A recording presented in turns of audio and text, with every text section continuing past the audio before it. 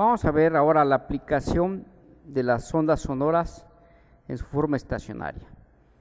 En estos tubos de órgano, el tono de cada tubo va a depender de la longitud de los tubos del órgano. Entonces, las ondas sonoras estacionarias son muy importantes en los instrumentos musicales. Vamos a hacer un análisis entonces de esta situación. Acá tenemos el corte de unos tubos de órgano. Aquí va a entrar el aire, la turbulencia que se genera en esta boca va a producir unas ondas de presión, ondas sonoras.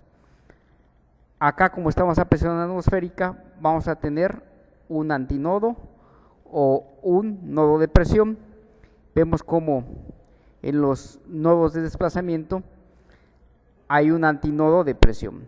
Entonces, aquí tenemos el corte transversal de un tubo de órgano en dos instantes separados por medio periodo. Vean como aquí hay medio periodo de desfase.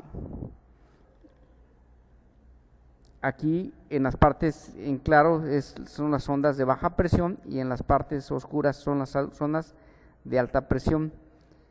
Aquí en el desfase de media o de un cuarto de onda vemos como el nodo de desplazamiento tenemos una mínima presión y aquí una máxima presión. Vamos a analizar ahora los tubos abiertos. ¿Qué es un tubo abierto? Es un instrumento que genera una onda sonora donde uno de los extremos está abierto, como una flauta. El tubo abierto va a ser entonces un antinodo o nodo de presión. El inicio también es un antinodo o nodo de presión porque estamos a presión atmosférica. Aquí tenemos media longitud de onda, es decir, la frecuencia fundamental va a corresponder a una onda que tenga la mitad de la longitud de onda, es decir, lambda sobre 2 igual a L. La frecuencia va a estar dada, la frecuencia fundamental va a ser la velocidad sobre 2 veces L.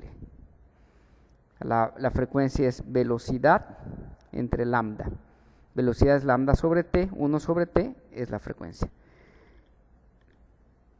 Después cabe una longitud de onda. La siguiente frecuencia va a corresponder a una longitud de onda entera. Esta es media más media, cabe una longitud de onda. Entonces la segunda frecuencia va a ser igual a 2 veces la frecuencia fundamental. La siguiente onda que cabe es 3 veces la frecuencia fundamental. Tenemos media longitud de onda más media, una longitud de onda más media, 3 medios de longitud de onda. Entonces el tercer armónico va a ser F3 igual a 3 veces la fundamental. Cualquier frecuencia estacionaria en tubo abierto va a ser Fn igual a n por F1. Vamos a hacer un poco más detallado este análisis. Entonces la frecuencia fundamental es cuando tenemos media longitud de onda y corresponde a la longitud L. La velocidad es igual a lambda sobre el periodo t. Como el periodo t es igual a 1 sobre frecuencia, podemos escribir que la velocidad va a ser igual a lambda por f. La frecuencia entonces, despejando de esta ecuación, queda velocidad sobre lambda. Como ya sabemos que lambda es igual a L sobre L por 2, escribimos que la frecuencia fundamental va a ser B sobre 2L. Ahora, para cualquier longitud de onda, N, sabemos que debe satisfacer esto. N veces la longitud de onda sobre 2 debe ser a la longitud del instrumento. O bien, el número de onda correspondiente para la N correspondiente va a ser 2L sobre N. N puede ir desde 1, 2, 3 hasta infinito. Para N igual a 1, pues lambda es igual a 2 veces L. Entonces cualquier frecuencia va a quedar como la velocidad entre la longitud de onda. Entonces en general la frecuencia para un tubo abierto queda igual a n por b sobre 2L.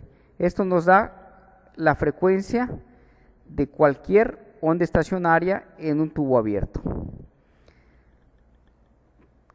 Como F, la frecuencia fundamental es B sobre 2L, entonces la frecuencia de cualquier onda estacionaria en tubo abierto va a ser igual.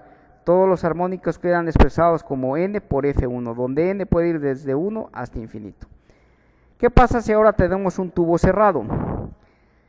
En un tubo cerrado, acá tenemos un nodo de desplazamiento, es decir, un antinodo de presión, y aquí tenemos un antinodo de desplazamiento, es decir, un nodo de presión. Acá cabe solo un cuarto de longitud de onda, L va a ser igual a lambda sobre 4. Es decir, la frecuencia fundamental va a ser igual a B entre 4L. Esta es la frecuencia fundamental para un tubo cerrado. El siguiente armónico sería 2 veces este, pero como necesitamos tener dos nodos, ese armónico no es posible. Así que nos pasamos al siguiente armónico, que va a ser F3. Entonces, 3 veces la frecuencia fundamental es el siguiente armónico que se puede establecer en el tubo cerrado. Vean en la figura, el antinodo y el nodo. Entonces, ¿cuánto cabe? Cabe media onda completa más un cuarto. 3 cuartos de lambda.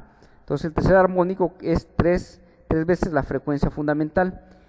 El cuarto armónico tampoco cabe, solo cabe el quinto armónico. Entonces 5 veces la frecuencia fundamental nos va a dar la frecuencia de este armónico. Vamos a detallar esto que acabamos de ver en la figura. Entonces la longitud de onda fundamental es L igual a lambda 1 sobre 4. Quiere decir que la frecuencia mínima va a ser la velocidad sobre la longitud de onda. Esta longitud de onda es 4 veces L. Entonces la frecuencia fundamental es B sobre 4L.